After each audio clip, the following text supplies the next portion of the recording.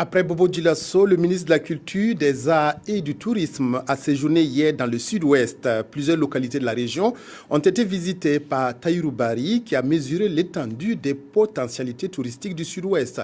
Il a surtout pris le pouls des difficultés qui entravent la valorisation des richesses culturelles et touristiques de la région.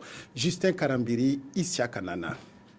Le ministre de la Culture, des Arts et du Tourisme à la découverte du patrimoine culturel et touristique du Sud-Ouest. Dans les sanctuaires des Rois Gants à Obiré, sur les ruines de l'Europénie, classé patrimoine mondial de l'UNESCO en 2009, ainsi qu'au musée des civilisations des peuples du Sud-Ouest, c'est un pan de l'histoire de la culture du pays Lobi qui a été présenté au ministre Tahirou Barry. Ma tournée m'a permis de découvrir les potentialités, les richesses touristiques et culturelles de la région du Sud-Ouest. Il y a véritablement des œuvres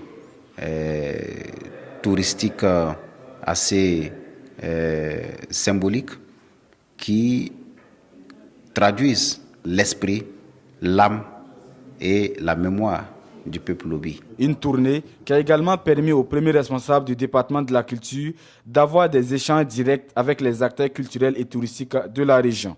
Le pays Lobi regorge de beaucoup de sites touristiques. Et ces sites touristiques-là ne sont pas valorisés. Donc nous avons demandé au ministre s'il peut donner les moyens à la direction régionale de la culture.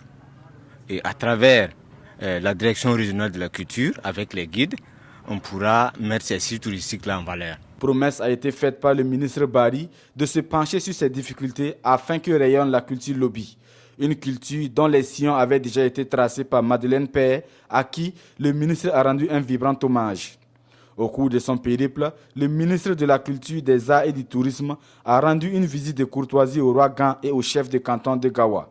Face à ces dépositaires de la tradition, Tahirou Barry dit être venu solliciter leur accompagnement, collaboration et surtout bénédiction pour la réussite de la mission qui lui est assignée.